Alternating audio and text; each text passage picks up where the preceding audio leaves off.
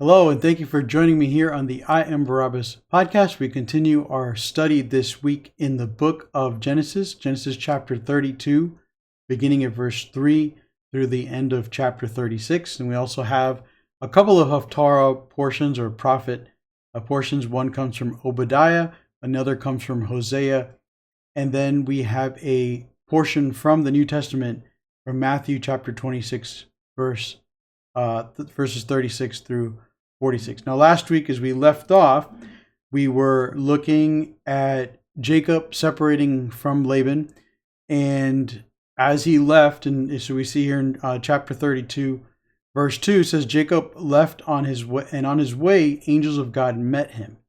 And so at that place, which you see the name here, Mahanaim, which is rooted in the idea of two camps, the idea of a host also. So basically, Jacob sees that this place that he's at is the camp of God, and there's a literal. It literally means two camps. It's also rooted in the Hebrew word for host, and just so the idea that he's got his camp, God has his camp, and that's how he got this name.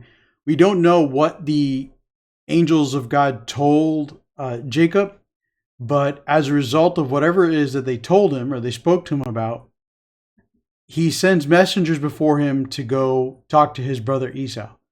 And so it's very clear, right? It just seems like common sense that God told Jacob, hey, listen, your brother is on his way to meet you. And so he says, okay, I'm going to send some guys before me to go meet Esau. The language is used the same way. It's like God sent messengers to Jacob. Now Jacob is sending messengers to Esau, and that's where the title of this week's study comes from, and he sent. And so as we see in chapter 32, he sends his messengers ahead of him to go talk to Esau and try to ascertain, what Esau's mood is. Remember Jacob's last encounter with Esau, his brother Esau, his older brother Esau, was to, deceive their father Isaac and to steal the blessing. There's one thing where Esau spurned his birthright and sold that to his brother. There's another thing for Jacob and Rebekah to put together this series of lies and deceit and to trick Isaac so that he would get the blessing over Esau. And as we saw back in that reading, I believe in chapter 27, Esau had resolved to kill his brother. And so now Jacob is coming back at some 22 years later.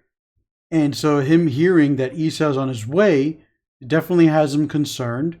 Perhaps that's what the angels of God told him. Hey, listen, be concerned. Your brother's coming. I don't know. We all we know is that he sends people forward to go check out what Esau's doing. And the report back isn't very good. He says that there's 400 men with him. And Robert Alter and some other commentators mentioned just the number 400 related to the idea of a big army contingent or someone who's coming to fight. Abraham had a similar number when he went to go rescue Lot. So the number of men is something that Jacob should be concerned about. And so in chapter 32, verse 8, he says, so Jacob became extremely afraid and distressed, which it makes sense and is natural. And so what he ends up doing is he divides his people with him. He divides the flocks and herds and camels into one camp and his people into another. And that's kind of a theme we're going to be looking at today, the idea of two camps. There's always like these opposed camps. First, you have God and Jacob at the beginning, right? The host of God. This is where his camp is. You have the Jacob and Esau camp, and then as we move forward, we'll see other camps. But that's going to be our main focus on the two camps of Jacob and Esau. So it makes sense. Jacob sends off his people this way. First, the camels and the flocks and everything else, and then the people. That way, if Esau does a attack, like his first thing to do, or his first response in seeing Jacob and his people is to attack. By him attacking the first camp, Jacob has a chance and his family have a chance to run away. So it makes sense. Then we see him pray to God in verse 10. And it's interesting here how he is just having this moment of real, I think, honest reflection. For the first time, we're seeing an honest Jacob speaking to himself and speaking to God, where he says, I'm unworthy of all the proofs of mercy and of all the dependability you have shown to your servant. He says, for only my staff I crossed over this Jordan, and now I've become two camps. And I mentioned last week, looked like Jacob left his father Isaac with nothing. And he confirms it here. He says, I came with just a staff. Remember when he first showed up at Bethel and he went to sleep on a rock? And it just seems like all he had was that one staff until he got to Laban. And from there, he grew into this, he had all this wealth and he's grown into this huge group that could even be split into two camps. That's what he's saying here. He's asking God to deliver him from his brother Esau because he's afraid that he'll come in and strike him. Which, again, I understand. Esau could, see this brother of mine coming. The last time he saw him, it said that he wanted to kill him. And certainly Esau could feel justified in doing so. He stole my blessing. Oh, look at him come now. Oh, look, he's got the blessing. He's been blessed with so many sheep and cattle and flocks and everything else, which the language, and remember Laban going after him and everything else tells us Jacob is really, really wealthy now with everything he's got. And they give us numbers here about what he does to try to please his brother. So after his prayer, he puts together this offering for his brother. You see in verse 15, 200 female goats, 20 billy goats, 20 ewes, 20 rams, 30 milking camels, their young, 10 bulls, and so on and so forth. It's just passing on all of the wealth that he can to his brother as an offering. And so he gives some instructions to his people. Hey, listen, when you see Esau, tell him this is what it's from. It's from your brother Jacob. And again, he's just hoping that this will get his brother to relax and to not come at him with all the anger and in trying to kill him. So at the end of verse 23, it tells us that he got up that night. He took his two sons, his female servants, his 2 wives, 11 sons, female servants. They crossed over the ford of Jabbok. And he took them and went across the stream and went and sent across whatever he had. I want to point out that at this juncture, Jacob has not crossed back into the land of Canaan. He has not gone back into the land that God has promised him. The reason why is because in chapter 28, he makes that vow to God. We talked about it last week, that conditional vow to God, where he said, when I return, part of the vow was that he would return in peace. And he knows right now that he doesn't have peace. His brother is maybe bringing to him war. And so he doesn't have peace getting into the land. And so he doesn't want to enter into the land yet. He wants to wait and find out what's going to happen. And so he remains there at this place by himself. And it tells us then that a man wrestled with him until the break of dawn. So it's kind of out of nowhere, right? And for a lot of Christians, a lot of Christians, I would say, growing up in Christian churches, you would probably be familiar with this story because, the idea of Jacob wrestling with a man all night and the saying he wrestled with God and men. And a lot of Christian churches will make this figure, this unknown figure, to be Jesus himself, like a pre-incarnate, a before he was born into the world version of Jesus. It's a very popular passage to bring up and to say, oh, look, see, this is evidence that Jesus existed from before time began. And this is just one of those instances where he's there and you can see it and he's real. And another one would be like in the fiery furnace where there was 4 people walking around in the fire after 3 had been thrown in.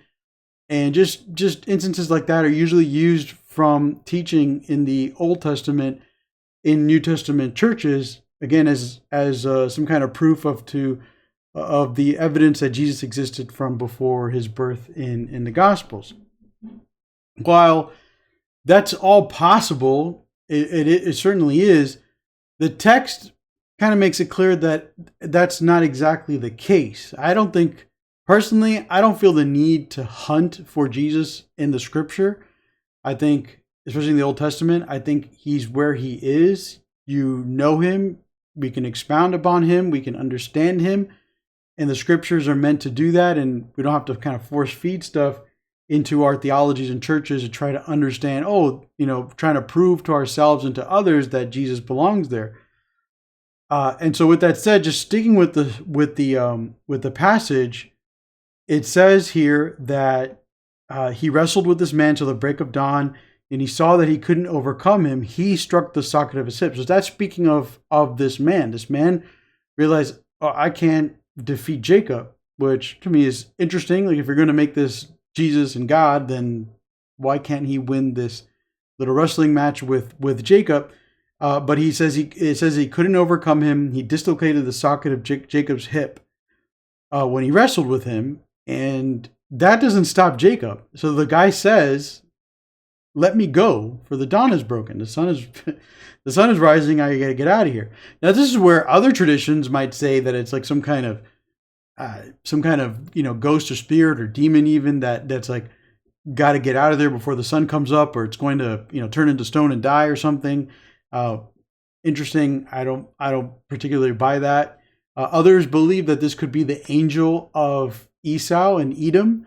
There's this idea looking at in the book of Daniel of how different nations have like their own angels representing them, and how Daniel was told by Michael, I was held back by the prince of Persia in the air. It's just like this whole battle. And so maybe this is the angel of Edom, and that he's come before Jacob, and it's kind of a representation of Jacob fighting and battling out with his brother and the spirit of his brother and the nation and everything else. Maybe that was it. I don't know. I think it's very simple. I think it's just an angel, and that angels often, as they spoke, they said they would speak on the behalf of God as if God was speaking. And so when it says in verse 29, your name will no longer be Jacob, but rather Israel, for you have struggled with God and with men, you have overcome. Not necessarily referring to the actual battle they just had, this little wrestling match. He's actually talking about what Jacob has gone through up to this moment. And the wrestling match is a sign of that battle that he's been fighting ever since he basically was born, right? He's holding on to his brother's heel, and he's trying to gain first place in this family, trying to get that birthright, trying to get that blessing, trying to get that covenant with God. He goes to Bethel when he's running away from home because his brother wants to kill him, and God speaks to him. And there he's like, I'll make a conditional vow. If God does this and God does that, then I will make God my God. And he's constantly striving and struggling with God. And this night now before he meets his brother, he's struggling again because he wants to have peace before he enters into the into the promised land. And yet he can't come to peace because he's worried that, his brother might be out to get him. And it's in this kind of emotional state where he then wrestles with this man again. And in verse 30, Jacob says, please tell me what's your name. He says, what's this? Why are you asking my name? Then he blessed him there. And that's where it's kind of like, and then so Jacob named the place Peniel, for I've seen God face to face and my life has been spared. And that's where, again, the understanding can be, okay, that this was actually like God, and he was actually wrestling with like a pre-incarnate Jesus, and that's what's going on here. But this can also just point to a messenger of God who, again, represents God in such a way where in seeing this angel, you feel like you've also seen God. You've heard from him, you've seen from him. It's the same thing, because this angel is not going to do anything other than what God wants him to do, or put him to do. And there's an interesting parallel story in the book of Numbers where another character also is dealing with an angel that won't tell him his name. And then finally the angel's like, my name is wonderful, but I believe it's Numbers, in Numbers chapter 20. I don't think I wrote it down actually, but I remember that story. And that passage, the angel responds the same way. The angel says, well, my name is wonderful. And it wasn't God himself. It was just an angel of the Lord, like this specific angel. I don't want to harp too much on it. Just wanted to, bring that up and explain my point of view on that. But probably the most important thing to take away from all of this is just this idea of Jacob striving and struggling with God, and how that striving and struggling leads to his name being changed, right? The word Israel being a word that means one who strives with God, or one with whom God contends, or even could be someone God contends for. But the idea that he gained this name, that God recognized Jacob's struggle with him and with men to get to the place where he could be at peace with the covenant and in the covenant of God. And in recognizing that, he changes his name, gives him a new name. It's all epitomized in this moment here with this struggle and this wrestling match that then leaves Jacob with a limp. So after this happens, Jacob looks up and he sees Esau's coming, and again this is what he's struggling with. This is like the dark night of his soul. He's struggling with the idea that his brother's coming to get him with 400 men, and so once he sees that Esau's coming, he divides his children and his camp up again. Remember, he had the two camps with all the flocks and everything else at first, and then he sends himself, the people. But now he's dividing it up even more. You see in verse 1, he says he divided the children among Leah, Rachel, the two female servants. So he puts the female servants and their children first. He puts Leah, then her children, Rachel, and Joseph behind them. So kind of showing us like the importance of these children and wives to Jacob in a way. Like, okay, if he's going to strike this one, then these others can run away. That kind of thing. But he himself does go in front of everybody, and so he leads the group to his brother, and he starts bowing 7 times. And what's interesting here is that several commentaries mention that this act of bowing 7 times was a very common thing to do as one approaches a monarch in those days, or even time before that. You would just start bowing, and specifically bow 7 times as sign of like respect and honor and reverence. I'm not going to fight you. I'm not going to hurt you. I'm bowing. And so that's what he's doing to Esau. And by doing so, he's recognizing Esau's place as a monarch in his life, a lord. And you're going to see him use that language, right? If you've read this already, hopefully you have. You're going to see that language be used by Jacob, where Jacob says, you're my lord, I'm your servant. Well, Esau uses the affectionate term for brother. Jacob always maintains this position of respect and reverence, and trying to make sure that his brother understands that Jacob doesn't see himself as greater than his brother, even though he's gotten the birthright and gotten the blessing. And the part of the blessing, remember, was that the younger would be served by the older. So Esau is approaching. Jacob is bowing 7 times. And then in verse 4, the surprise twist for everybody who's reading and hearing the story for the first time, Esau runs up to him, hugs him, and kisses him, falls on his neck, and it says that they wept. Some believe that the language actually states that Esau wept, but Jacob just kind of stood there like shocked, like, oh, what's going on here? Which also kind of makes sense. Okay, they could both be weeping. Could be Esau's the one who's more emotional, as the older brother. He's finally seeing his younger brother again after all these years, and he sees all these people, these women and children. He asks them very simply, who are they? And as the story unfolds, Jacob is introducing his family to his brother. And again, I mentioned earlier, he keeps using language to keep his brother in perspective, like, you're my lord. I respect you. I honor you. You're the one above me. I'm not above you. And he wants to give him gifts. And Esau's like, listen, I have plenty. I don't need anything that you've given me. And so Esau is actually communicating to his brother, yes, you took the blessing, but I have my own blessing. I have my own wealth. I am doing well on my own. I don't need what's yours. But Jacob insists, and so he accepts. And I read a few commentaries mentioning that this was the right thing for Jacob to do, to first recognize his brother's gift, or his brother's place, offer him a gift, and then insist that his brother take it. And it was the right thing for Esau to eventually do, and to take it for himself. So then after that, Esau says, come with me. Esau wants his brother to come with me, but Jacob still doesn't trust his brother. Jacob is still worried that his brother might harm him. And so he comes up with this excuse. He says, my children are really young. My flocks are still pretty young. So we're going to be stopping a lot, and your people will probably get annoyed because they look more mature, like older. So why don't you go ahead and I'll catch up with you. That's what it says in verse 14. My Lord, pass on ahead of me. I'll move on further gradually at a pace suited for my livestock and for my children until I come to my Lord in Seir. And Seir is the place that Edom eventually settles, or Esau settles, and we'll look at that later as we look at the end of chapter 36. But Esau wants to leave some of his people there. Jacob, again, is just like, no, you don't have to do that. We'll be good. And Jacob is, I think the language and other commentators are explaining that he just, in the end, he's very careful. He doesn't trust his brother.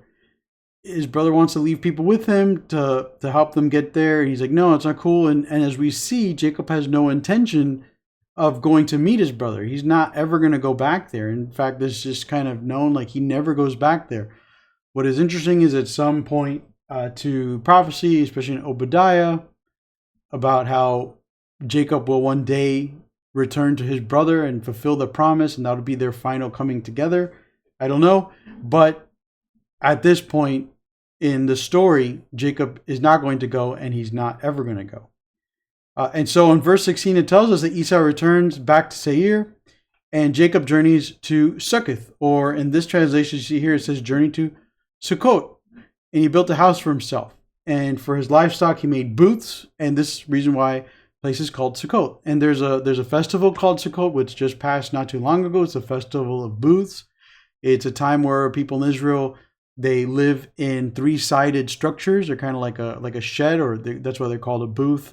It's not really a temporary structure. It's something that the Israelites lived in while they were in the desert and while they were, in the presence of God. And so they have the festival now to remember that time, remember how good things were, to remember the time when God provided for them, when their clothes didn't deteriorate, and when they had food provided for them by him, when he gave them water to drink in the wilderness, and they could just dwell in his presence. So they saw the pillar of smoke by day and by fire by night.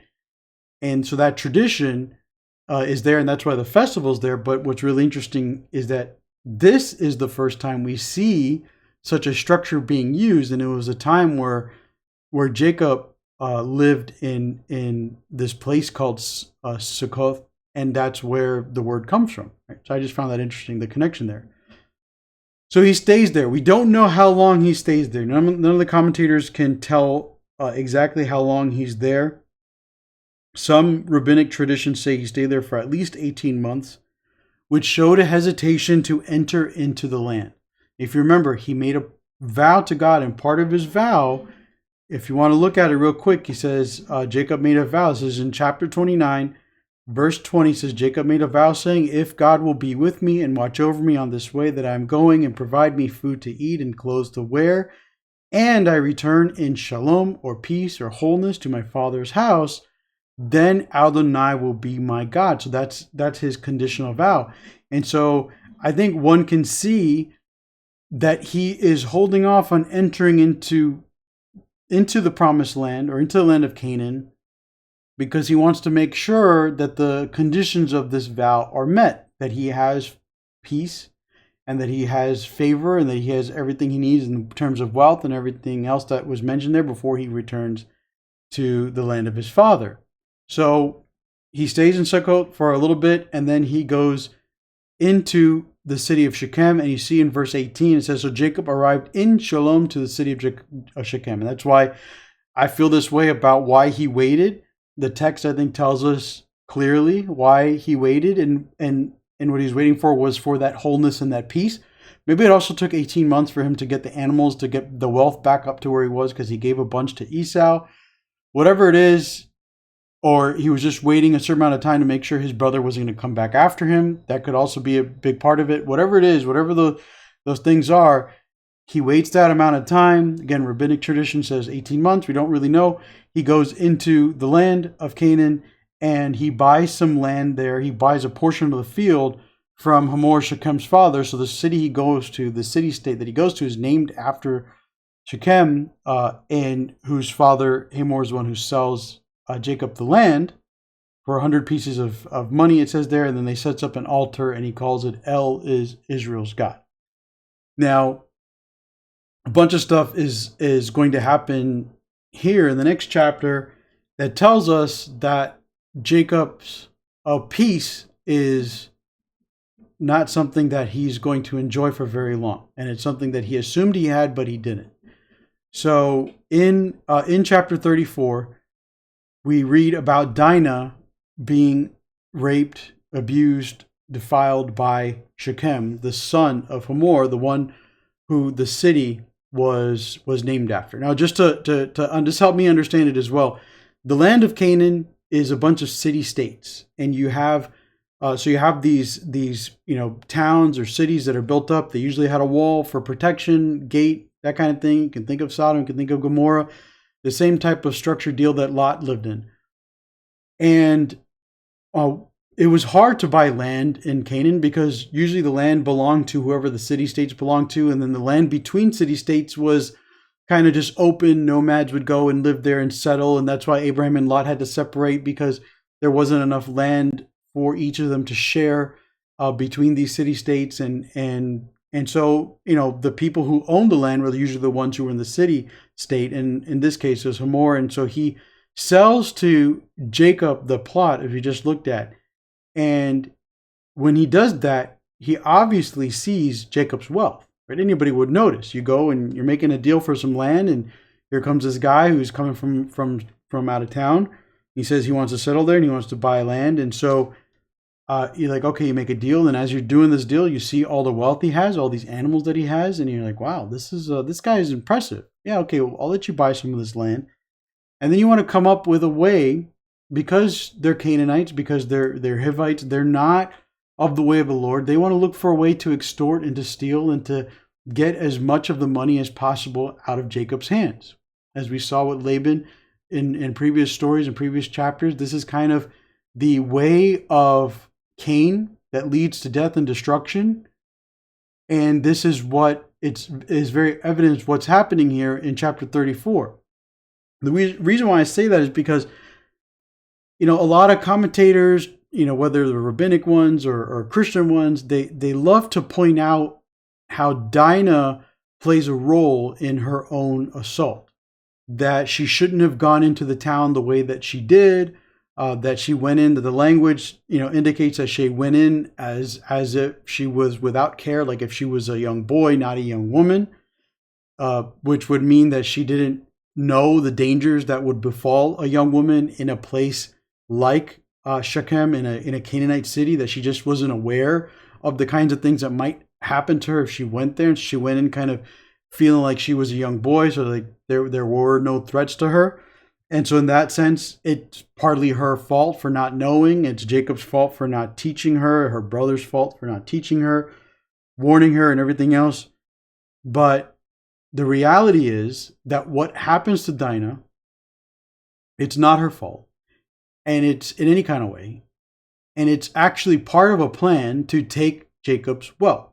In verse 23, you cannot pick apart little verses and do word studies and everything else and not look at the whole thing as a whole, the whole story as a whole, the whole context of what's being said here. In verse 23, as Hamor is telling the men that they all have to be circumcised so that they could marry into the family, his reasoning is explained to us in verse 23. Their livestock and their possessions, won't they be ours?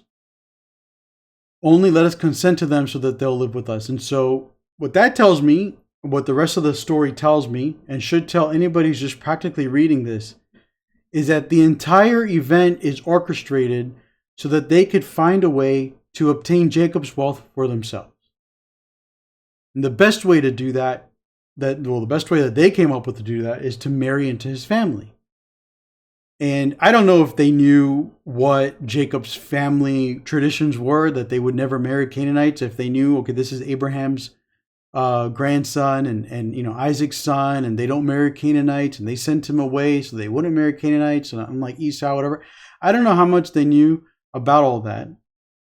But what they did know was that if we can marry into this guy's family, that'll give us access to gain his wealth for ourselves.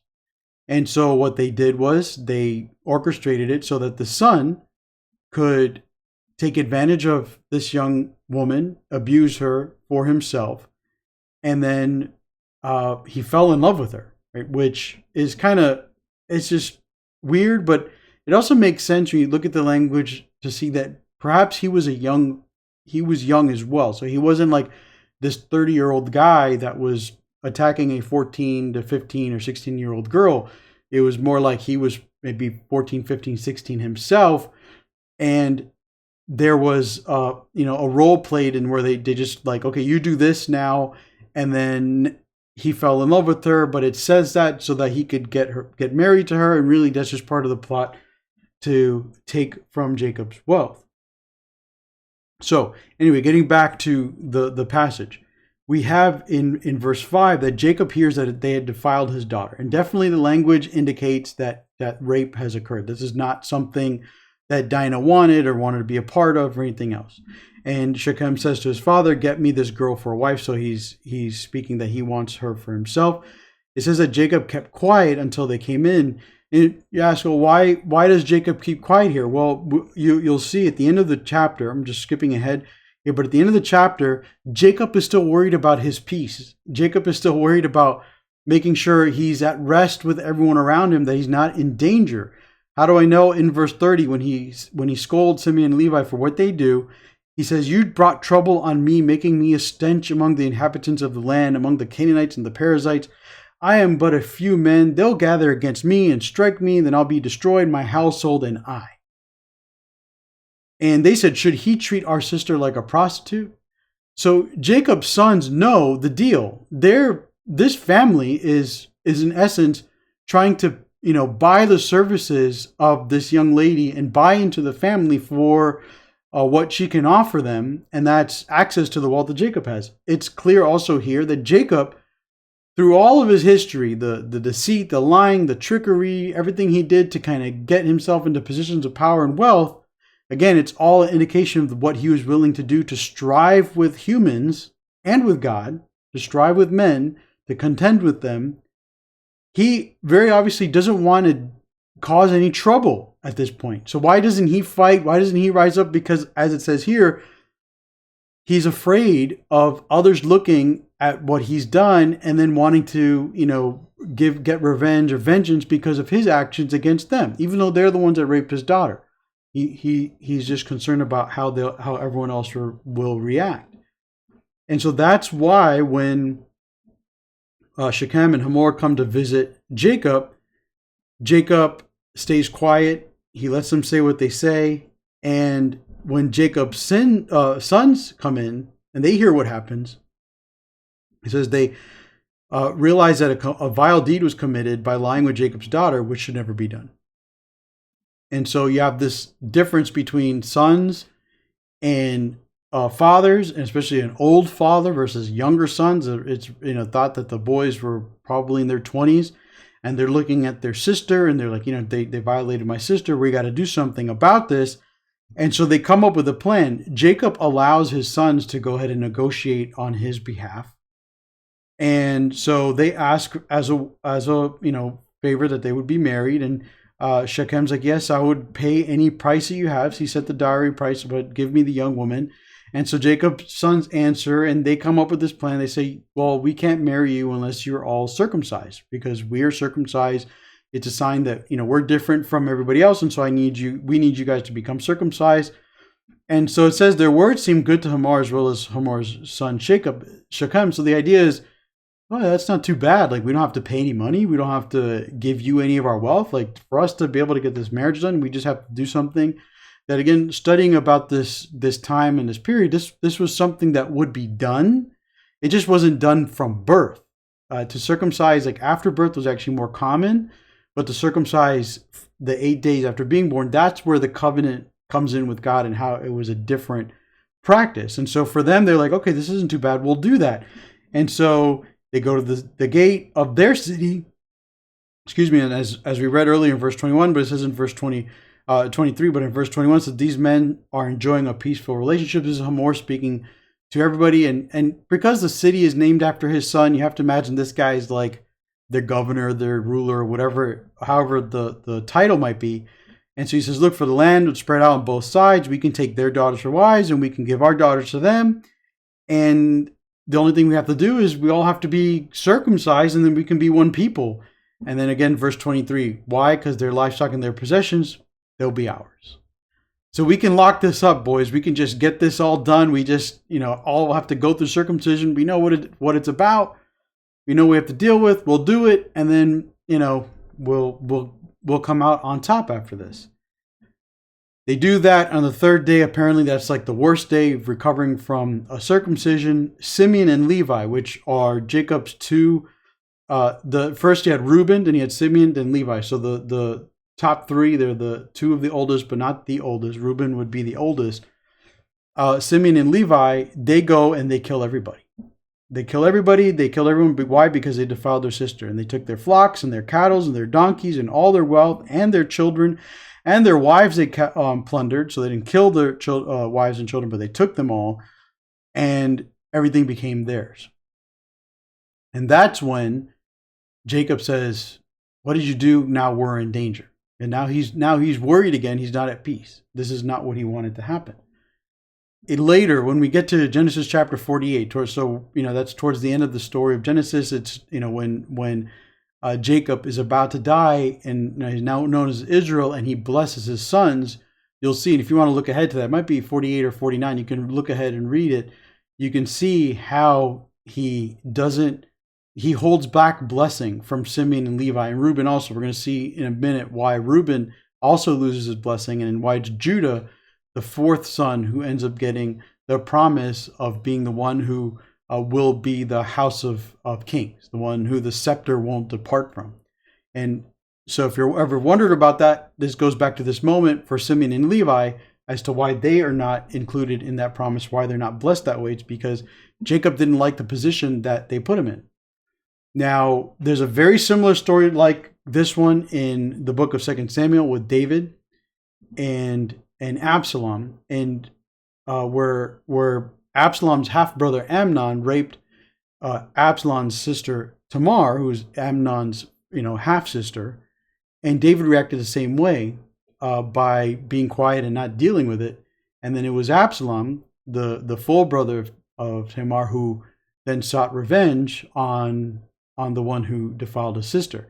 And in the same way, we're going to see a trouble caused by these actions and Jacob's inability to deal with him with the oldest son. So that's at the end of chapter 35.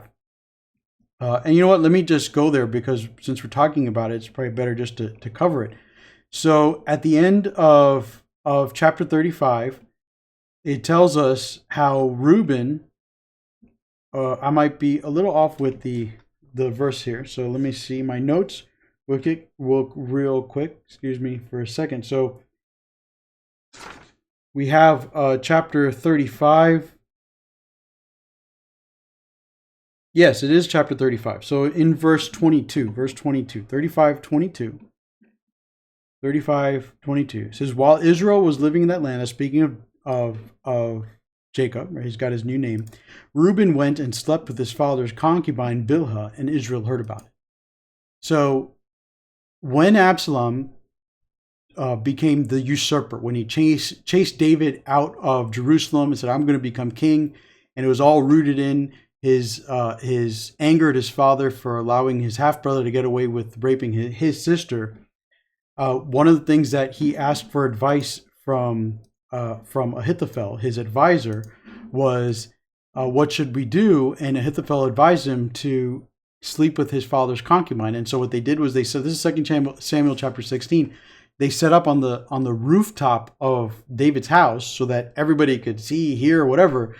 And Absalom went ahead and slept with all of his father's concubines. And that action is tied to the idea of overthrowing one's authority. To do that to a king, and especially a father to his son, is to say, I no longer respect your authority, and so I'm going up and above you by taking your concubines. That's what that means in that sense, that context. So Absalom did it later in 2 Samuel, and this is where we see it happen for the first time, where Reuben does it to his father when he goes with his father's concubine Bilhah. And it says Israel heard about it, but he doesn't do anything about it at that moment. Again, when you get to Genesis chapter 48, chapter 49, you'll see how Israel or Jacob curses, not so much curses, but the blessing that he gives to Reuben, Simeon, and Levi indicate his anger and frustration with their behavior going back to these events and these stories. Now, I want to take a quick peek at what time we're at here. So I'm at 40 minutes. And I know that this week's reading was like a lot, studying a lot, and we're probably like about halfway through it all. So patience with me, please. So now in Genesis chapter 35, getting back to the story, all this stuff happens with Shechem and Simeon and Levi, and then God finally speaks again to Jacob. So we don't know. We know that he spoke to him before he was confronted with Esau. After that, we have God. We haven't in the whole wrestling and everything. But since the wrestling match, God hasn't spoken to Jacob, so we don't know if God ever told Jacob to stay at Succoth or to go to Shechem, or Jacob's just doing this on his own eyes, like this is just his own plan or whatever. But it's after this event in Shechem where God says to Jacob, now get up, go to Bethel and stay there, and make an altar to the God who appeared to you when you fled from your brother Esau. And what God is doing here is God is recalling the vow that Jacob made to him, and God is making it so that Jacob fulfills that vow. He says, so in verse 20, he says, when I return in shalom to my father's house, and Adonai will be my God, and the stone which I set up as memorial stone will become God's house, and everything you provide me, I will definitely give it a tenth to you. And so by God telling him to go back to that place, Bethel, and make an altar to me, is God saying, okay, go back to that place, make that altar, and give me what you promised. He promised that he would give him a tenth, a tithe of everything he would have. And so God's now saying, this is your opportunity. This is the time. You have peace. I want you to go there and do that. And again, Jacob is worried about the peace stuff, right? And so that's it's telling in the story that he's still afraid of that. The first thing he does, he tells everybody in his household to cleanse themselves of foreign gods. A lot of people point to the women and children that he takes from Shechem, that they would have their gods and stuff, and that's true.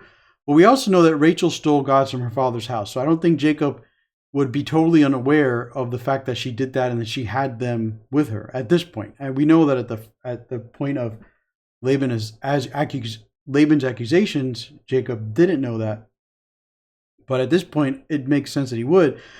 So they take all their foreign gods, their hand, their rings, just all these symbols of their worship of the gods. They bury them, and then they go on to Bethel. And notice it says that the terror of God was on the cities that were around them. So they did not pursue Jacob's sons.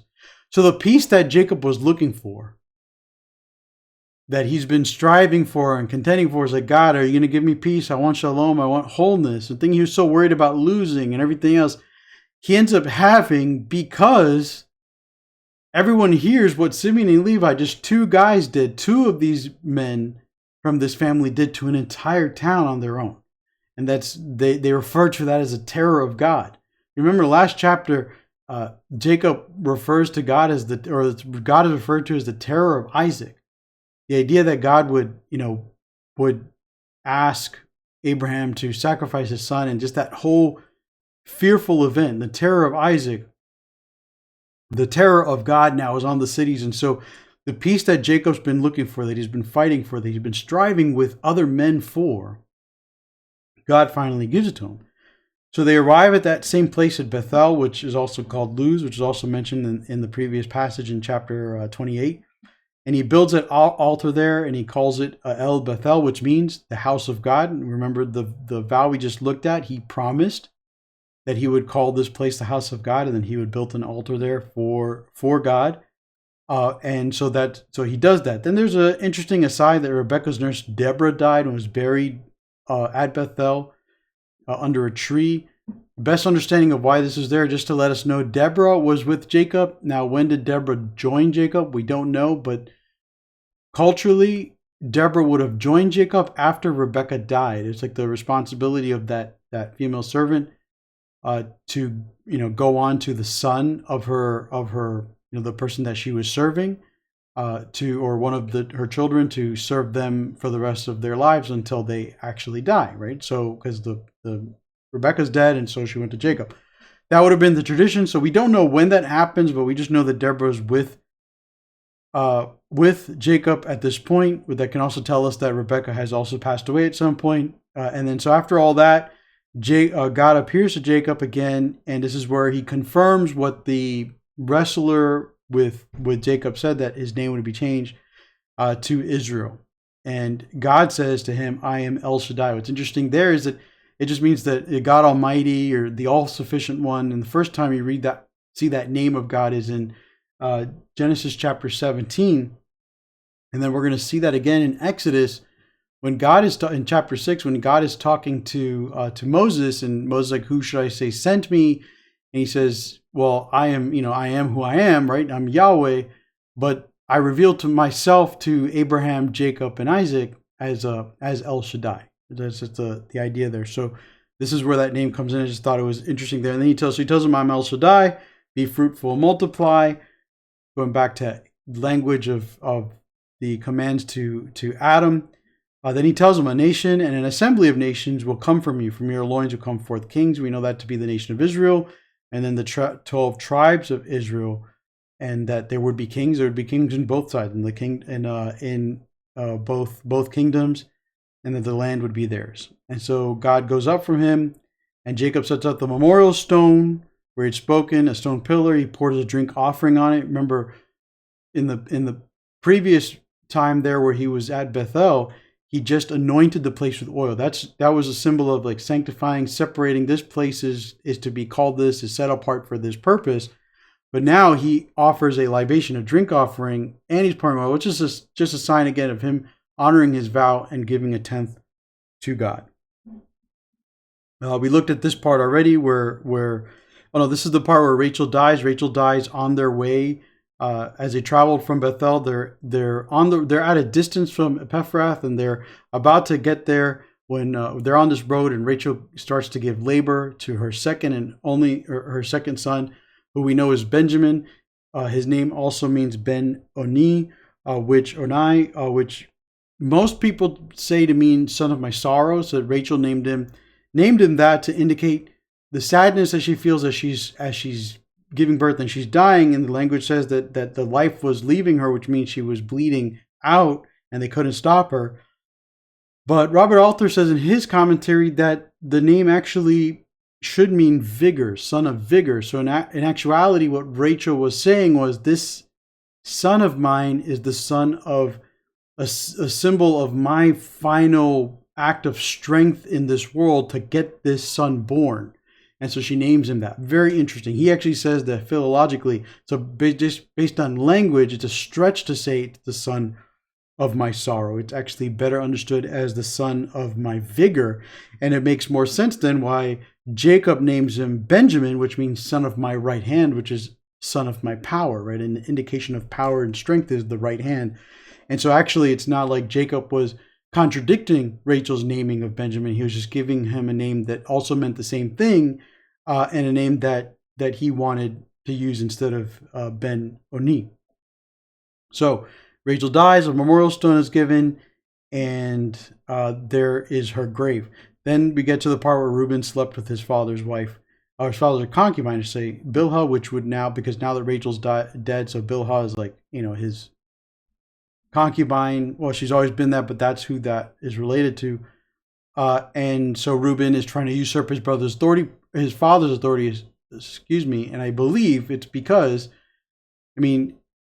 time is just moving on, and you're seeing like how your father reacted and how your sister is. I can only imagine, that all that anger.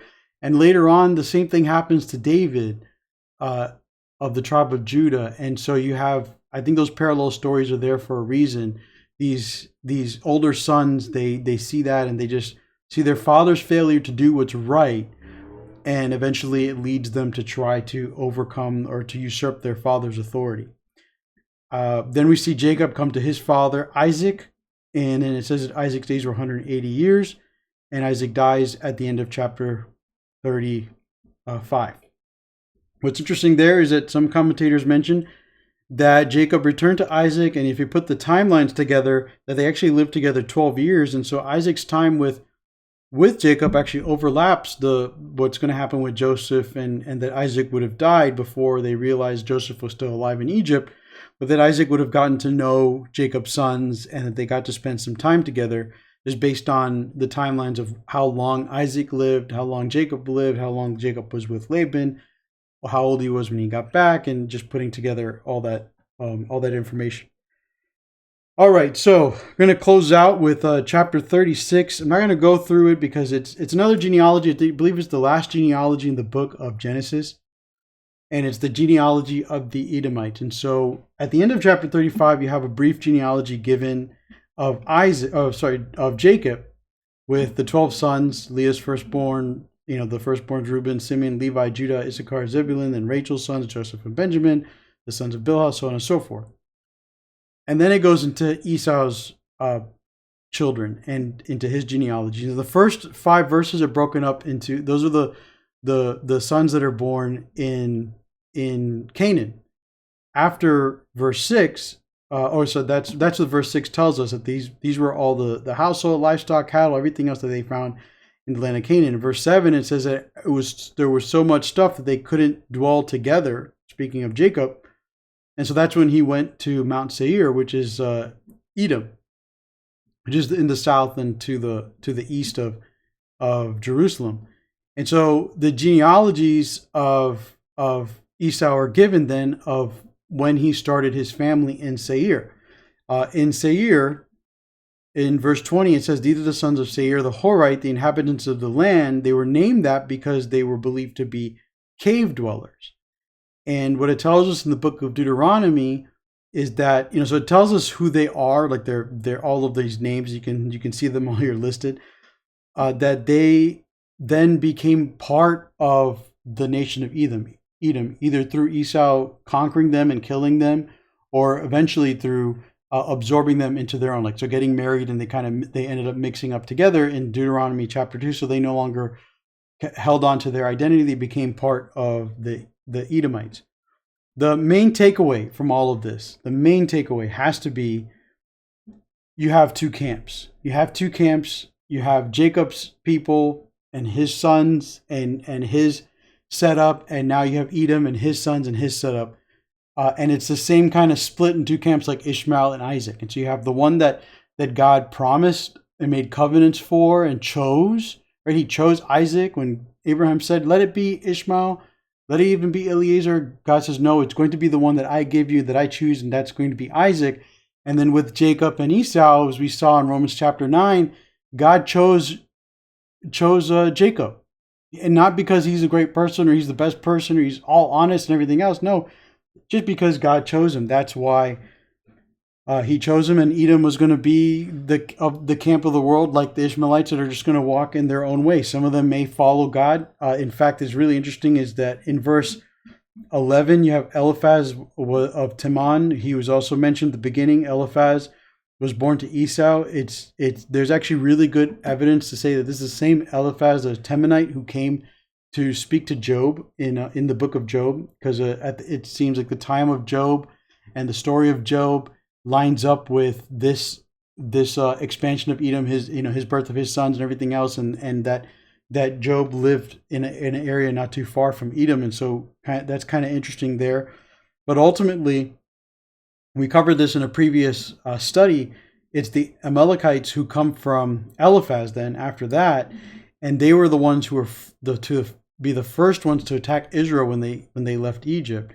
And it was a sign of how the Edomites were the people who would now become the main threat to Jacob and the promise of Jacob.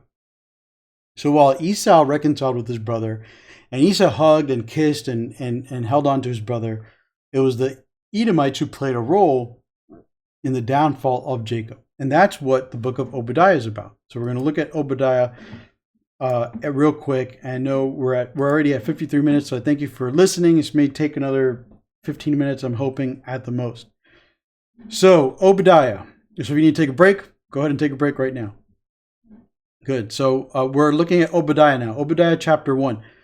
In the book of Obadiah, in Jeremiah, in the book of Psalm, I think it's Psalms 137, we get, as we piece it together, we get information that tells us that Edom played an active part in the downfall of the kingdom of Israel and of Judah itself, and to their detriment. And the book of Obadiah is a prophecy about their participation in the fall of Jacob and God's judgment for them, and because of what they had done. So how does this all happen? In the book of Obadiah in chapter 2, there's only one chapter. In verse 2, it says, "Behold, I will make you least among the nations, you be greatly despised." And don't Don't miss that little fact of being greatly despised. Remember, Esau felt the same way about his birthright. He spurned, he despised the birthright. He looked at it as something with contempt, something he didn't really want, something that wasn't worth having. Now God is turning that language back onto the descendants of Esau, saying, you are going to be the very last of all the nations. You're going to be despised. You're going to be one that they don't even look at and consider to be important at all. And it's rooted in that type of downfall is rooted in verse 3 of the arrogance of their heart. It is because of their arrogance, because of their pride, living in the clefts of the rock. Remember, I mentioned the Horites. They were known to be cave dwellers, something that was pointed out in one of the commentaries I read about the genealogy in verse 36, in chapter 36, was that it seems that because the rulers weren't going from like father to son to then son, to next son and the next son after that, like it was a lineage, that perhaps the Edomites had an elected monarchy. So they were choosing, they're like a democracy. If anything, living in the United States and knowing what it's like living in a democracy, people who live in a democracy feel like they live in the best kind of government or whatever in the world, right? It's just kind of like this pride we have living in a democracy. And so it's really interesting seeing this here. The arrogance of your heart, it deceived you. You lived in the clefts of the rock, dwelling places lofty, so they thought of themselves as high up and also secure. And they're like, who's going to bring us down, right? And then even if we soar like an eagle, or you go even as high as the stars, God says, I will bring you down.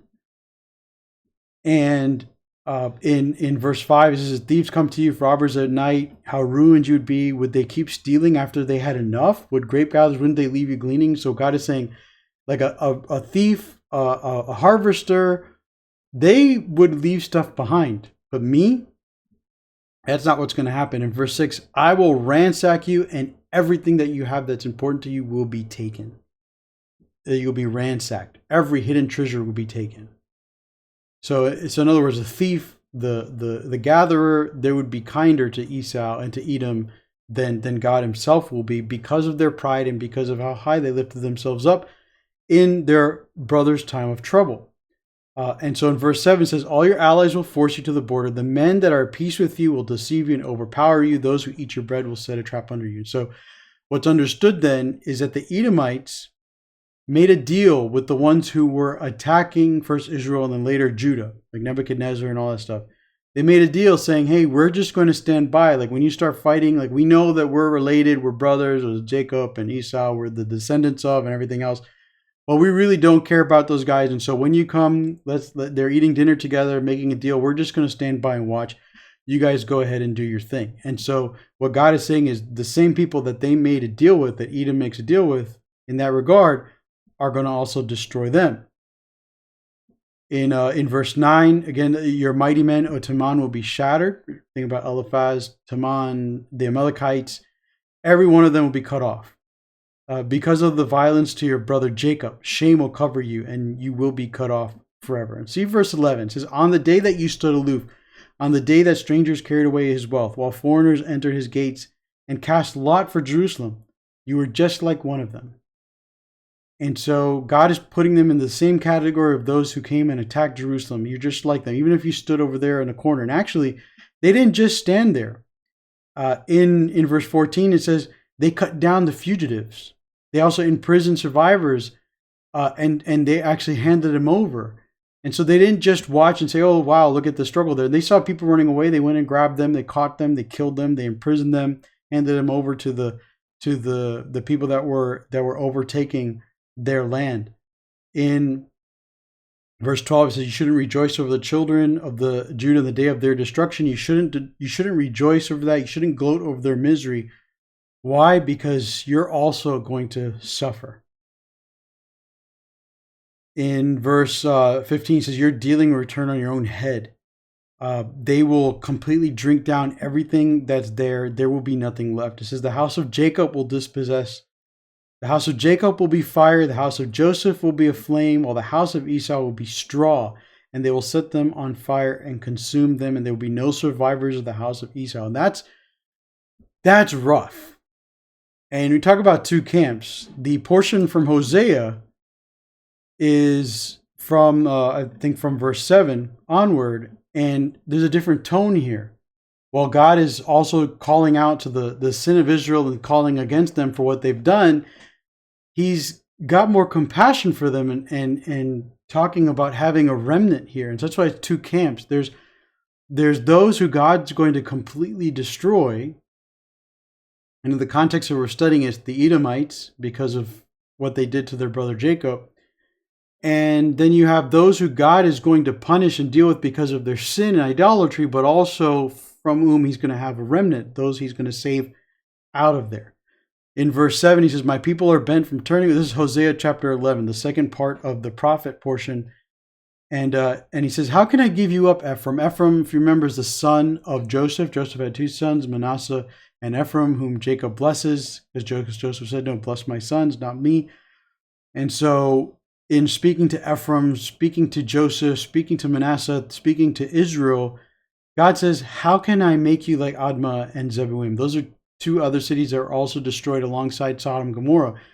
God is saying, I don't want to do the same thing to them, to you that I did to them. He says, my heart is turning over within me. My compassions are kindled.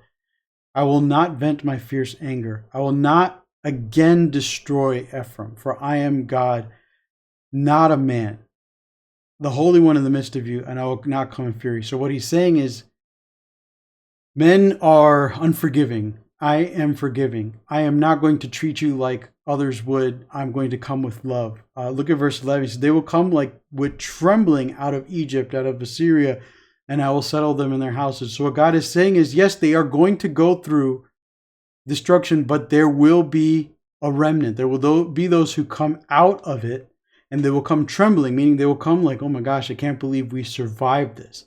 Contradict with the camp of Edom in the book of Obadiah, as we read, they're completely destroyed. It really, just studying it, it's so impactful. And I mentioned it maybe last time or the time before, Edom is also associated with other nations throughout time, and also the like what's seen as the final enemy of Jerusalem, and that was the Roman Empire is also associated with Edom. And I wonder if it has to do with the elected thing also, but just coming from there, I recently heard a message about Syria and Assad, who just left, and the relation there with Edom and everything else. And it's just like this idea that God is going to deal with the Edomites. The Edomites are still a source of problem for Jacob and for Israel, causing trouble.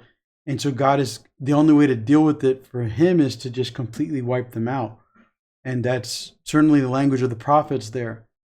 In chapter 12, which was part of the reading last week, we picked up from verse 13. This week's starts from verse 1 after finishing 11.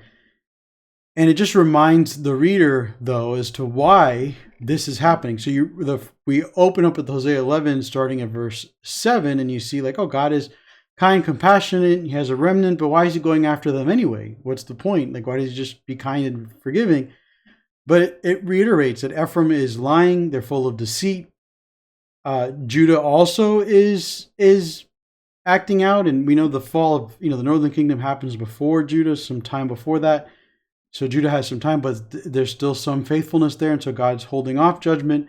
But with Ephraim, the northern kingdom, with Israel, they're grazing on wind, pursuing the east wind. It reminded me of Kohelet, the preacher, the writer of the book of Ecclesiastes, saying it's like striving after the wind. But this is what Ephraim's doing. They're vanity of vanities. They're just wasting their time. They're making pacts with Assyria and with Egypt. They're bringing oil and they're having a dispute with Judah, and they're punishing Jacob, or God will punish Jacob and have a dispute with Judah as well. And all of this is just a sign of, again, Israel's contending and striving with other people and other nations and with God, looking at Jacob as a person and then looking at the nation as being his descendants. What is it about Jacob's life that is also mirrored and seen in the life of his children, in the life of the nation of Israel? And it's the idea that he's striving with God, that he's contending with God, that he's constantly in battle with God, that he's gotten to the point now, to speaking of the kingdom, Ephraim's gotten to the point where he's so proud, he's just like, oh, nothing's going to happen to me. That's what it says in verse 9. How rich I've become. I've found wealth by myself. I won't be guilty of any sin without any of my property. Meaning, like, look, I'm doing so well. Like, how could I be doing wrong? Yikes. That's how they felt. And God is saying, be more like your father Jacob. He also strove with me. But at the same time, when I spoke to him, he responded. He responded to how I spoke, and he returned to me, and he kept his covenant. I looked at that before. We looked at that in chapter 35, and also going back to chapter 38 or 28. The idea that God would tell Jacob, hey, you've got your peace now. Come back to me and fulfill the vow that you made to me. Fulfill the vow and the covenant that you said you would keep with me. You'd come back to Bethel and you'd build that place. It shows the grace of God in doing that, because you don't make vows with God and not keep them. That's what it means to have the Lord's name in vain. It's not to just say, say his name. It's to make a vow in his name and then to not fulfill it. Whether because you don't think you have to, because you don't need to, or God's not going to hold you to it. No, if you make a vow and you make a vow in the name of God, then keep it. That's what God is saying in chapter 35 to Jacob. He says, you made a vow to me back in chapter 28. You made a vow to me the first time you were in Bethel. So I need you to come back there and fulfill that vow so that you don't make vows that are in vain in the name of God. And here in Hosea, he's saying to Ephraim, the prophet is saying to Ephraim, and God is speaking to them, return to the covenant of loyalty and justice that you made with me, and wait for your God. And so there's a positive side. It's the negative. Recently I heard this, like the negative part of a prophecy doesn't necessarily have to come true. It's more like, if this doesn't happen, this is what's going to happen. These are the bad things. And so when the prophecies came, the people could hear it and say, God, please don't. And they would repent and ask God for forgiveness, and God could forgive them for what they've done, and he could withhold his judgment and not do the thing that he said he would do if they didn't. And yet, as we see here, Ephraim doesn't respond that way. They respond with pride, and God responds with grace. He says he's going to make them dwell in tents again, as in the day of Moses, and that he's going to speak through prophets and everything else. And as an example, as juxtaposition, at the end of this passage in verse 12, it says, Gilead is full of iniquity, and they are utterly worthless. Gilgal, they sacrifice bulls. Even their altars become heaps of rocks. And what the prophet is saying there is, like, other places, and Edom is read in Obadiah, as they fall, they're full of iniquity. They're gone forever. They're worthless. They're done. They're a heap of rocks. They're lost. But for Israel, God is going to redeem them, and God is going to again bring you to a time where you live in tents and you have peace. And if you read the book of Zechariah, which our group finished a study of back in, I think, September, you see the fulfillment, or you see that also prophesied, that all the nations will be celebrating the festival of booths, which I mentioned earlier, what Jacob first did in Succoth, the living in that three-sided tent, three-sided tent or shed type structure. It's all symbolic of that peaceful time that they had with God, and God saying here it became part of their eschatology, meaning their view of the end times, that at the end times everyone is going to be living like that in Jerusalem. They're going to be having that same festival. It's going to be the 8 days, and nations are going to come to Jerusalem and also live that way. They're going to send representatives, and they're going to live the same way under the presence of God in the tent. And just rejoicing, and because it's a time of rejoicing and celebration. All right, so that is our study of the Tanakh, the Old Testament, the passages through Genesis, and the look at the prophets. And of course, being believers in Jesus, in Yeshua as the Messiah, we have to look at how Jesus fulfills the promise, or how Jesus fits into all this. And how he does fit into this is in Matthew chapter 26. So that's part of the reading, right? Matthew chapter 26, verses 36 through 46. My time is running short.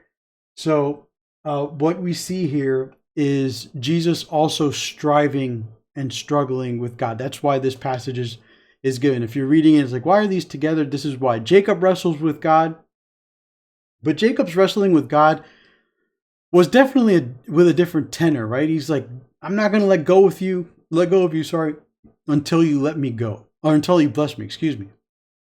I'm not going to let you go until you bless me. That's this struggle he's having with God, and he wants to be blessed and everything else. I'm not going to let you go. I'm not going to let you go. I'm not going to let you go.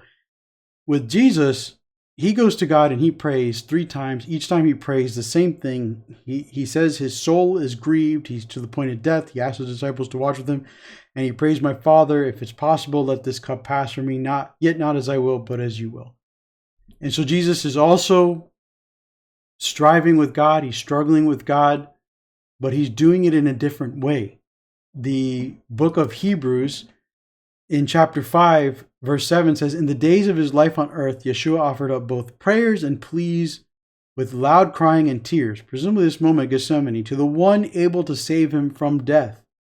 And he was heard because of his reverence. But we know that he didn't have to avoid the cup being this cup of God's wrath, the judgment of being on the cross and for our sins. He didn't avoid that. He was heard. He was heard because of his reverence, his honoring God, his demeanor with God, and his relationship with God. He was heard, but he wasn't answered in the way he wanted to, or he wanted to be answered, or at least that he was asking. In verse 8 it says, well, he was answered. God, the way God wanted it to happen, his will be done is what happened, but he too was like, if this could pass from me, that'd be awesome. But in verse 8 it says, though he was a son, he learned obedience from what he suffered. That always gets me. It's like, what? Jesus had to learn something? You learned obedience. And in verse 9, once made perfect. So in being obedient and going to the cross, Jesus was perfected as a son. Wild. Mind blown. I don't understand how that works. But that's what it says. And he became the source of eternal salvation to all who obey him. And so for you and I as believers, as we look at the life of Jacob, you see Jacob is not perfect at all. He's deceitful. He's withholding. He's measuring. He's tactical. He's even willing to let his daughter go through a terrible thing just to preserve his own peace. And he wrestles with God, and he's striving with God. And what is he wrestling for? He's wrestling for the promise. He's wrestling for the blessing. He's wrestling for what's, hopefully can be given to him in the fulfillment of the covenant. And God has to tell him, be obedient, come and fulfill this covenant with me, the one that you made, the vow that you made, come and do this and fulfill this because I'm going to hold you to it. And Jacob does that. And he does it out of obedience, although reluctantly, right? Because he's worried that he's going to be attacked. But the terror of God was among the people, and so they didn't attack him. But with Jesus, what we see with Yeshua, we see is a son who has directives from the Father. And he's not being forced. He's obedient. He's willing to be obedient. He's asking, yes, is there a way out of this? But the Father, it's clear that the Father's response was, this is what you have to go through. And so he goes through it. He's obedient. And that's, I think, the reason why this passage from Matthew is given to us for this Torah studying this weekend is just for us as believers to see, okay, am I going to be like Jacob? And am I going to understand the covenant of God, but then also try to find all the different ways I could obtain it myself, right? Or just the conditional vows. And if God does this, then I'll believe. And if I do that, and if God does that, I'll give him offering. If God gives me a new job, I'll give 10%. Like whatever it might be. That's what Jacob was doing in his language and his behavior. Well, for the Lord Jesus, he is our example, and he becomes a source of salvation for those of us who obey him. Our example is in striving with God. Yes, he may ask us to drink from a cup that we don't want to drink from, but ultimately what God wants is our obedience the same way the Lord Jesus was. And in obedience, we are perfected. It reminds me of Samuel speaking to Saul, like God, he'd rather have your obedience over sacrifice. Obedience to the Father. And so it makes me wonder, going back to the life of Jacob, what could have been avoided if he had just been obedient to God's call, right? He didn't have to make all this stuff happen. It seems like he created this scenario just because, the deceit and trying to steal his brother's blessing. If you just obey and trust God, then God gives you the blessing, and you don't have to do everything you did and end up going through everything you did just to obtain it. That's kind of my takeaway with the life story of Jacob. Okay, so I thank you again for watching and for the time. I pray that your studying the scripture is also just strengthening your walk with the Lord. I know it's really helping me with mine as well, and growing your faith in the faith, in terms of the faith that Jesus authored and perfected. Remember that there are faiths that are authored by people that can be called denominations or teachings or doctrines or whatever. You have to be careful with that. My goal, my hope is to find the faith that Jesus authored and perfected. I want to find that faith, and I want to live by that one, by that doctrine, by that teaching. And so in studying the scripture, I'm just looking for the truth, and that doesn't mean I'm perfect. So if I made a mistake somewhere or I said something maybe I shouldn't have, I'll be the first to share it out there with the world and let people know that I did that. But I do thank you for watching, for those of you who've been watching faithfully. And I, again, just pray that you too are on the same path that I am, that we're walking in this way that Jesus so desires us to walk. All right, thank you again. Until next time, God bless.